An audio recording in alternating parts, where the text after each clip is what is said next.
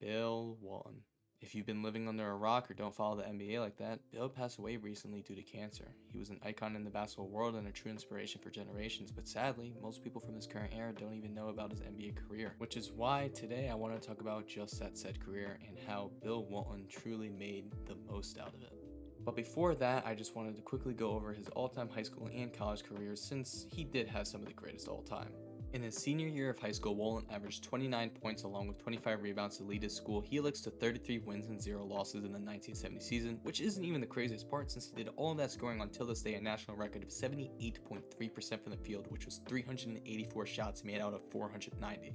On top of all that, Walton's 825 rebounds that season in just 33 games, mind you, still ranks number 3 all time in total rebounds for a high school season. After such a record-breaking senior year, Walton was obviously the #1 recruit in the country, and since his dream college was always UCLA, he was easily able to get in. For those of you who don't know much about college basketball or the history behind it, this was such a big deal due to UCLA being the best college at the time and not even having to try to get the #1 recruit since he wanted to go there. It also really wasn't much of an opinion, but more so a fact that UCLA was the best college in the country since they did just win 6 of the last 7 national championships, in large part thanks to Lou Alcindor, who, if you didn't know, was the name of Kareem Abdul-Jabbar before he changed it. This all meant that Bill Walton had massive shoes to fill. He was essentially replacing the greatest college basketball player in history who was leaving a legacy of 3 national championships in a row at the same school Walton was supposed to be the next star at. Walton would get reminded of the type of player he was replacing when in just his freshman year, Kareem would be the MVP of the NBA leading his team to a championship. During Walton's first year at UCLA, he was forced to be on the freshman team since freshmen at the time weren't allowed on the varsity squad until sophomore year. After that small detour, Walton finally got a chance to play with the varsity team, and oh boy did he play. In just his first year with the team, Walton averaged 21.1 points and 15.5 rebounds on 64% from the field, which made him the National College Player of the Year.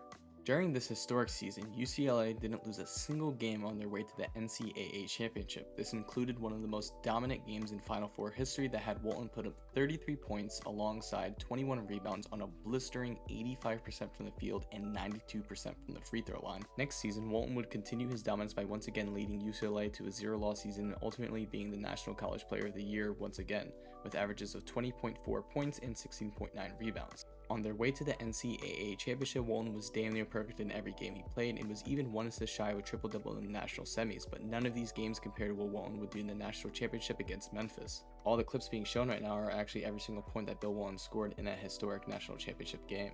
During the championship, Walton had arguably the greatest game in national finals history with still to this day a record-setting 44 points on 96% from the field. This was of course accompanied with a light 13 rebounds, with Walton missing just a single shot that night. That one miss was a high lob that he couldn't grab. After the last 2 seasons, Walton was looking to do exactly what the greatest college player of all time, Kareem, had done during his UCLA stint, but better, considering Kareem at this point had lost just 1 game in his first 2 seasons while Walton was still undefeated. Walton in his senior year of college once again won a National Player of the Year award while averaging his best numbers yet of 19.3 points, 14.7 rebounds, 5.5 assists on 66% from the field. He's one of the only players in history to lead his team in all 4 categories, but sadly UCLA didn't break Kareem's record of 2 losses in a 3-year span since in the season alone UCLA lost 3 games. But hey, Walton still had a chance to tie Kareem's record of 3 national championships in a row, and it looked like it was going to happen with UCLA blowing out back-to-back teams on their way to the national semis. In the national semis, Walton went up against the only team he ever faced in his career with a better record than his own, with that being NC State, who lost only a single game that season. The game was going good with Walton playing great until the very end, went down with a chance to tie the game. Walton missed the shot which sealed the game and the chance at the championship. That was it. That's how Walton finished his all-time historic college career. He lost the championship and ended up finishing 3rd in the tournament, which ate up at Walton for years to come because it was his fault that they lost the game. He missed the game-tying shot that could have given them a chance in overtime to win it all.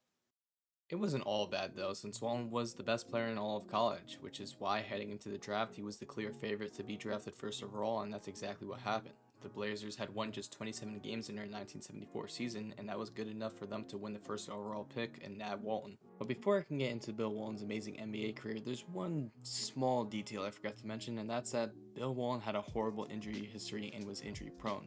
Heading into the NBA, he had already suffered at Helix High School a broken ankle, leg, and several broken bones in his feet, which he underwent surgery for. In college, he suffered tinnitus in his knees and injured his back. This injury problem followed Walton into the NBA, where in his rookie year he only played 35 games, but at the very least showed promise right out the gate by being one of the best playmakers in the league and averaging a clean double-double with great defense. The following year, Walton improved and got healthier, but not healthy enough for it to really matter. The Blazers with him were a winning team and had a record of 26-25 in games where Walton actually played, but on the flip side, without him, they only won 11 games and had 20 losses. Ultimately, they didn't even make the playoffs once again. Some obvious changes needed to happen for the Blazers to become a winning team for good, and those changes started with hiring a new coach. The coach the Blazers ended up getting was Jack Ramsey, who was the perfect fit for the team and a perfect mentor for Bill Walton. Jack Ramsey, if you don't know, coached some of the greatest players of the time, with the likes of Hal Greer, Billy Cunningham, Clyde Drexler, Reggie Miller, and many more, with the most important player being Bob McAdoo. The reason why I say McAdoo was the most important player that Jack coached is due to what that meant for Bill Walton. See, McAdoo wasn't just any all-time great, he was a center who in the 1975 season won MVP. This meant that Walton was going to get coached and mentored by the same guy that developed one of the best big men in history, and that's exactly what happened. The Blazers had now found their coach, but they still didn't have a championship caliber roster. In the offseason, the Blazers made major moves to help with Walton's health and take less stress off him while improving their roster in areas that needed it. The first major moves they made was drafting Wally Walker 5th overall and Johnny Davis 22nd overall. Wally was an okay backup small forward that didn't contribute much outside of a solid 5 points per game, while Johnny became their starting shooting guard and was an efficient scorer that knew his role well. Next up, the Blazers needed a backup center who could handle heavy minutes in case Walton got hurt. This center was Robin Jones, who went undrafted but signed with the Blazers on a minimum. He averaged solid backup numbers but shined when Walton missed games. In the Walton missed games, he averaged a clean 11 points and 10 rebounds.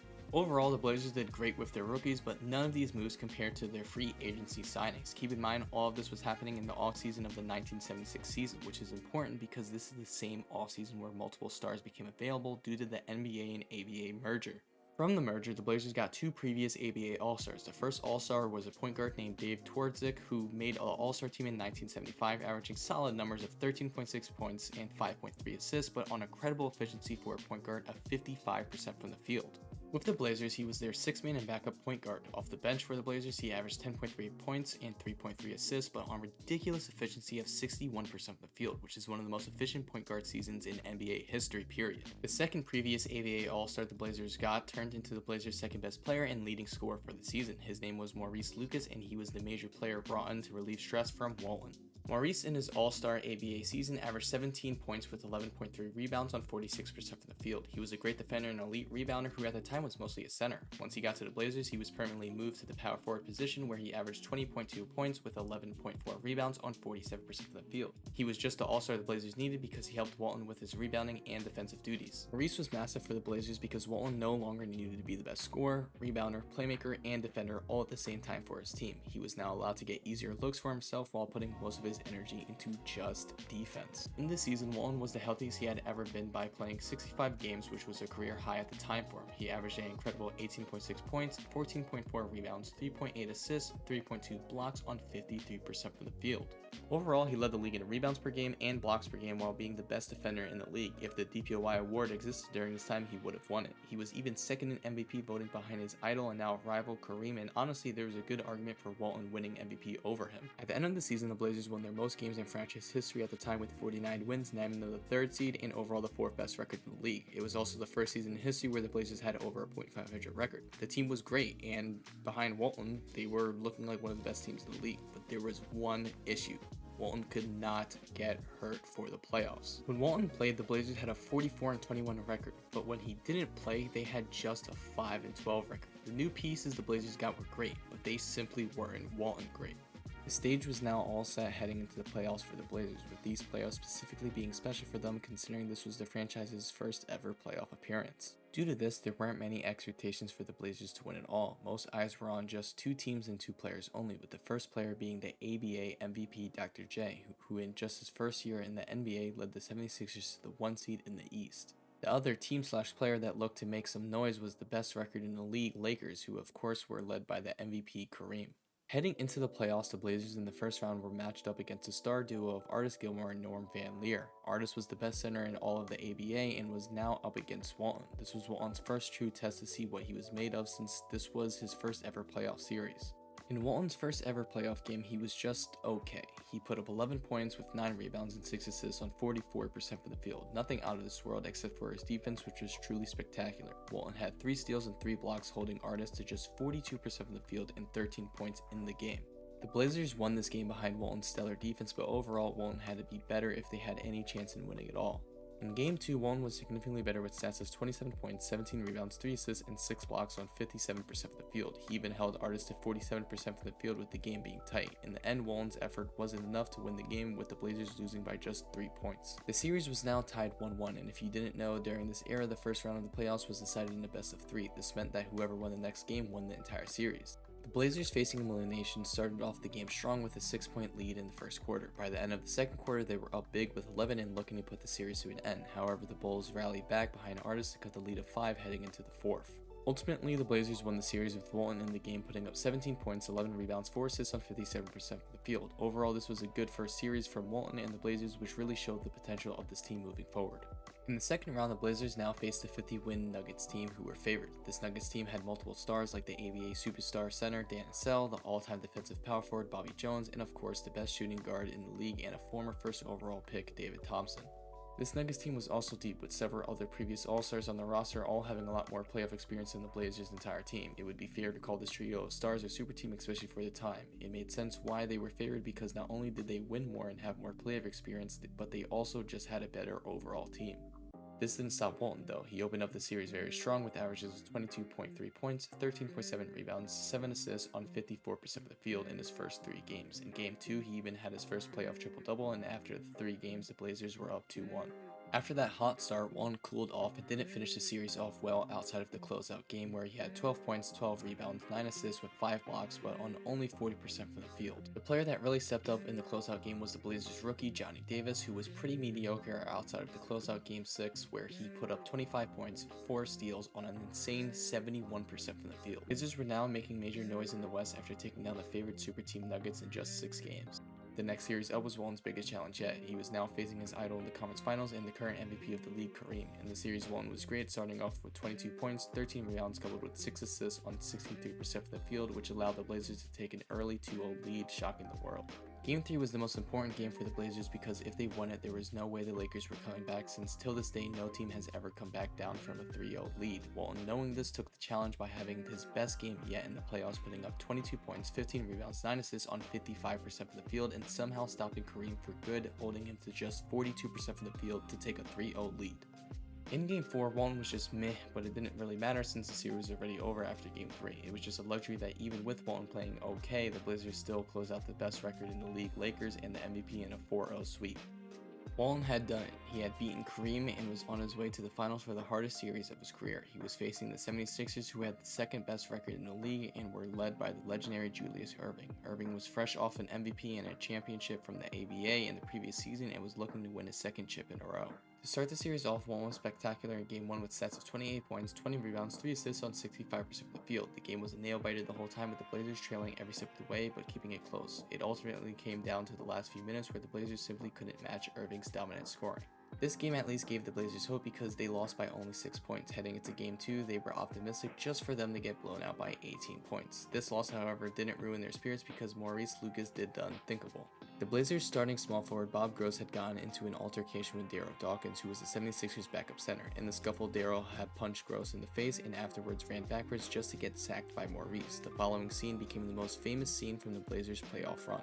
It was Maurice straight up squaring up with Darryl just to punch the shit out of him, which was loud enough to be heard in the audience.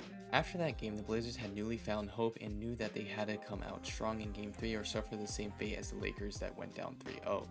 And come out strong the Blazers did, because in the first quarter of Game 3 they scored 34 points to take a 13-point lead. After that, the Blazers took their foot off the gas and let the 76ers creep back in, with the Blazers being up just 4 points heading into the fourth. In the fourth quarter, the Blazers had one of the greatest scoring performances in fourth quarter history by scoring 42 points and blowing out the 76ers by 22. All of this was led by Walton, who put up a near triple-double of 20 points, 18 rebounds, 9 assists with 4 blocks on 60% from the field. The next game, the Blazers blew out the 76ers by this time 32 points, with Walton having solid numbers of 12 points, 13 rebounds, 7 assists on 60% from the field in just 26 minutes of play. Game 5 was now the most important game of the series so far for both teams, because whoever won the game would take the lead of the series. In this game, Walton did his thing of 14 points alongside a monstrous 24 rebounds with 3 assists on 55% of the field. The game was close, with the Blazers winning by only 6 points, in large part thanks to Irving rallying back in the fourth quarter to make the game competitive. The Blazers had now taken a 3-2 lead on the series, with the next game at their home. This was massive for them, because if they won the next game, they would become champions. They knew they had to win this game, because if they had to play at 76ers again, there isn't much certainty that they could pull it off, because they barely beat them in Game 5, and in Game 1 and 2 the 76ers won, which was at 76ers. The stage was now set for Walton to win his first NBA championship. He and his team already proved so many people wrong by making it this far, so why not prove even more people wrong? As the game opened up, the Blazers and 76ers went back and forth, play for play, point for point, with neither team giving up a sizable lead for long. This all culminated at the end of the first quarter for a score of 27 points to 27 points, both teams neck and neck heading into the second quarter. One of the teams had to come out big and take a lead in the game now or never, and that's exactly what the Blazers did.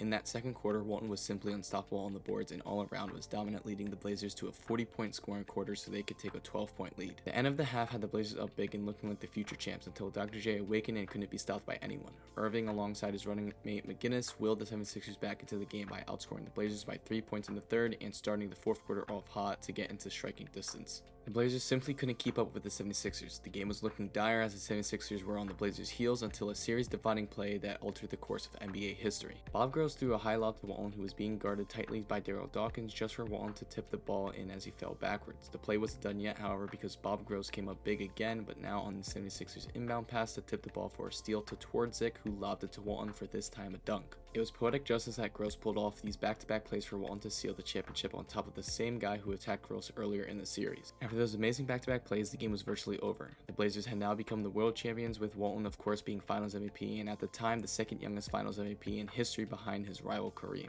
That Game 6 went on to be one of the greatest close-up games in NBA history, one of the greatest superstar duels ever between Walton and Irving. Irving finished the game with an electric 40 points, 6 rebounds, 8 assists on 59% from the field, while Walton put up a monstrous 20 points, 23 rebounds, 7 assists, and 8 blocks on 53% from the field. Till this day, Walton is tied with a record of 20 defensive rebounds in a playoff game and currently sits alone with the record of 20 defensive rebounds in an NBA Finals game. The Blazers and Walton had really done the impossible. In just their first ever franchise playoff appearance, they won it all with a bunch of young guys who for the most part also never played a playoff game until now.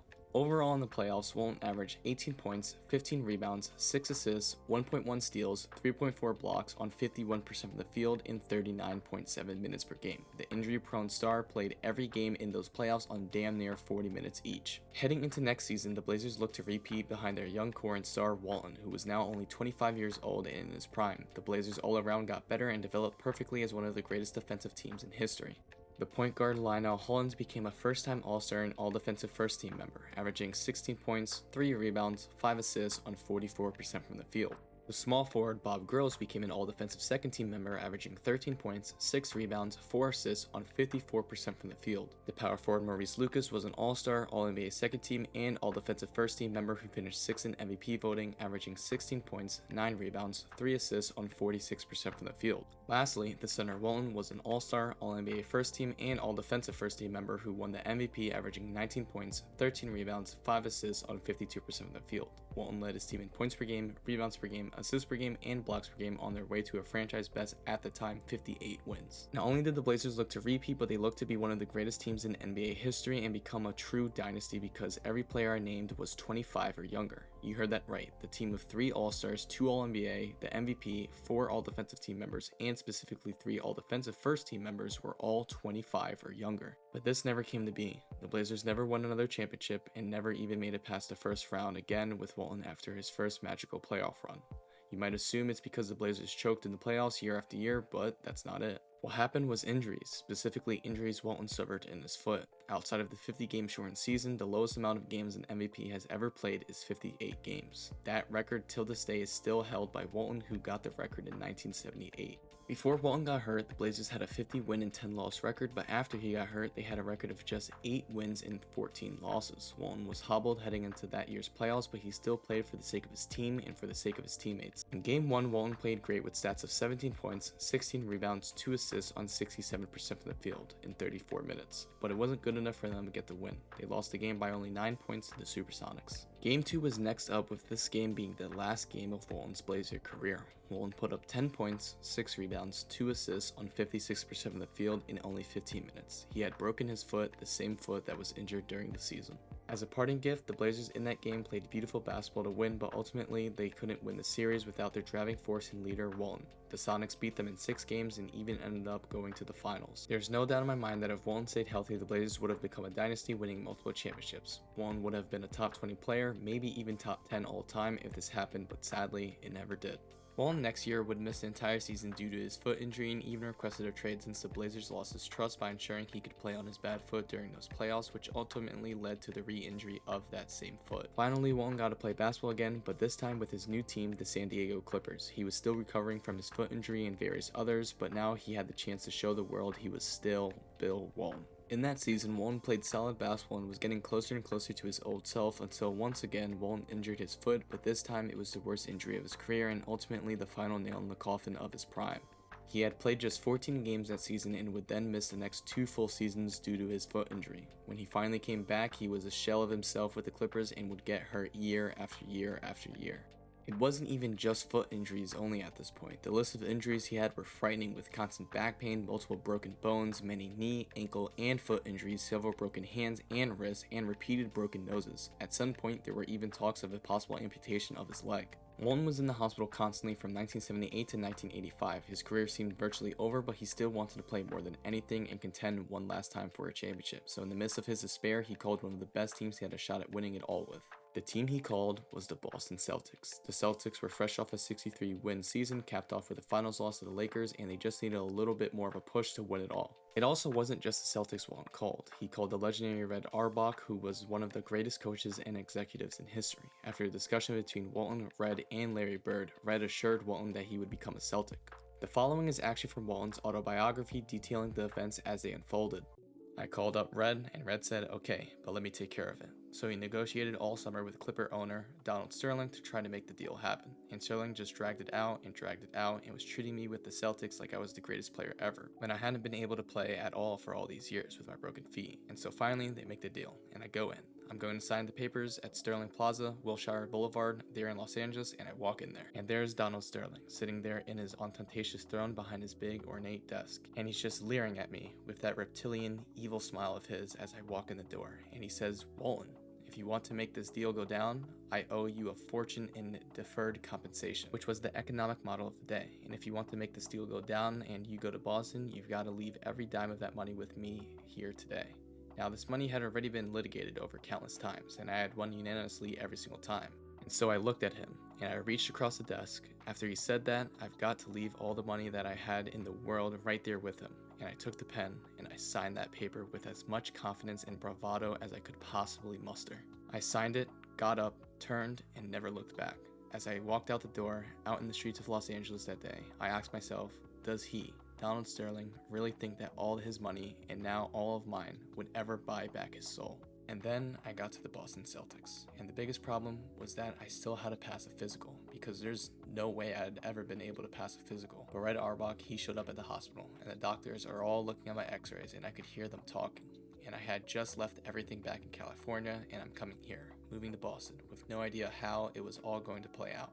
And so I could hear the doctors talking among themselves. What are we going to tell Red? We can't pass this guy. Look at his feet. Look at his knees. Look at his hands and wrists. Look at his spine. Look at his face. There's no way we can pass this guy. And then Red. He burst in through the double doors at Mass General Hospital, there at the east end of Storrow Drive, and he's smoking his cigar in the hospital, and he walks in and says, "Who are you guys? And what are you doing with my player?" And they're saying, "Red, come here. Look at this. Look at his feet. Look at his face. We can't pass this guy." And Red says, "Shut up. I'm in charge here." and Red pushes his way through all the doctors, comes over, I'm lying on the table, they're in the doctor's examining room. Red looks down at me, he says, "Walton, can you play?" And I looked up at him with the sad, soft eyes of a young man who just wanted one more chance.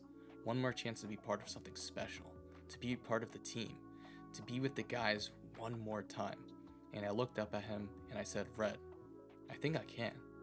I think I can, Red."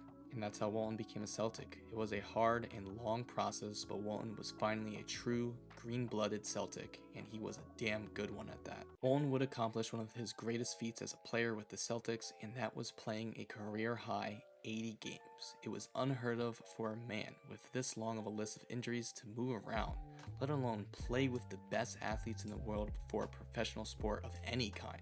This was the same Bill Walton that had talks about an amputation on his leg. This was the same Bill Walton who in his prime played only 65 games in his best season with the Blazers. This was the same Bill Walton who up until this point played only 378 games out of a possible 902. And it's not like Walton was just a guy. It's not like he was playing end of the bench minutes and barely contributing. Walton was so good, in fact, that he won 6th Man of the Year for the Celtics and was a key piece on one of the greatest teams in NBA history and the greatest Celtic team of all time, period. This was the 1986 Celtics, who won 67 games in the regular season and won it all by losing just 3 games on their way to the championship. On their run to the championship, they beat the likes of Michael Jordan, Dominique Wilkins, Sidney Moncrief, and Hakeem Olajuwon. Bill Walton had gotten his wish. He had been a part of something special one more time. He was a champion once again and was solidified in history as one of the greats. Next season, Walton would play the last basketball of his career by once again getting hurt. He played only 10 games in the regular season, which was the lowest number of games played in his career for a season.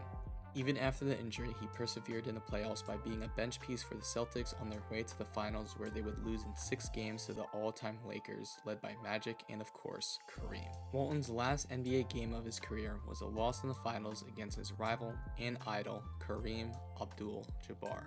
Walton would then miss the next season due to his foot and retire for good from the NBA and basketball as a whole. Who knows, if Walton was healthy in that playoff run, maybe he could have beaten Kareem one more time, but the world will never know. That was officially the end of Bill Walton's legendary career, and how Walton truly made the most of it. But before I end things, I wanted to share a short clip from Walton's Blazer head coach, Jack Ramsey, on the type of person Walton was, and the type of person Walton lives on as, even after death. I've never coached a better player, I've never coached a better competitor, and I've never coached a better person than Bill Walton. Well, that's my Bill Walton video. I took a long time making this. Right now, I'm not using any script. All of it is just off my dome. Speaking of scripts, this is the most I've wrote and read in a very long time, which is a good and bad thing. This was a 13-page script. I haven't wrote that much for one thing, I don't think ever, because in school, I was only doing 10-page essays at the most. So, I mean, I guess that might be a bad thing. That's a little off topic, but yeah, it's finally done. If you guys are still here after freaking 27 plus minutes, which is crazy, and I'm not doing a video that long again for a very long time, if ever again. I'll probably stick to 10 to 15-ish minute videos, at most 20-minute videos on subjects. It's just that this subject was near and dear to my heart, since Bill Walton is a top 3 favorite player for me. He has been for a very long time. And after making this video, I honestly think he might be my favorite player all time, because I found out a lot of things about him that I didn't even know originally, which was kind of crazy. But it was really, really good to just watch a lot of old footage, even though the footage was horrible quality for some of it. That part I will say I'm sorry about, with like the editing and just like a lot of pictures, because bro, it's so hard to find footage of this guy. Future videos will be a lot better, since I'll get footage of current players. Even guys from the 90s is so easy to have. But bro, finding footage and consistent footage with good quality of guys from the 70s is damn near impossible, especially if they're not like an all-time great like Kareem, Bill Russell, or crap like that. But I'm happy with how the video ended up. It is my first ever official video, so it's not going to be the greatest thing ever. I'm still improving a lot, and I did improve a lot while making the video. I deleted a few times because stuff had come up. I wasn't happy with something, but I decided to just stick it out. I'm really glad with how it came out now, even though there are a few things I could change, but I need to just stop trying to make things perfect. I'm happy with it. For anyone who's still here, thank you. It means a lot for people who watch the video, even if it was for 10 minutes, 15 minutes, or the whole thing, especially the whole thing, because that means the world. If you came from my Instagram, my Twitter, TikTok, or maybe one of my other platforms, which I doubt, like Media Takes and Talks, thank you for coming. This is my first official video on any of my platforms because I have done shorts in the past, but I've never done a real YouTube video editing for more than a minute worth of content. But let me know what players you guys would want me to make video essays on next. I will say that I had a few guys that I was making before um, Bill Walton's sudden passing. I was working on a Dwight Howard and Kareem video. I probably won't do a Kareem video in a very long time. Dwight Howard, I do plan on making a video for, but I mean, this was fun. I enjoyed it. Really, really good experience. I love doing this. I want to be able to do this a lot more.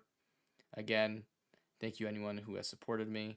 Comment down what players you want, and if you had actually stayed this long, how about you comment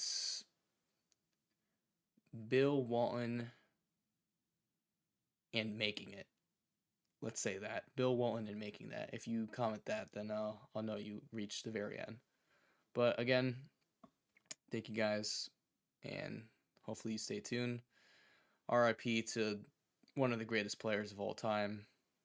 I really, really think he is the greatest what if. People talk about Derrick Rose as the greatest what if, but just think about it this way.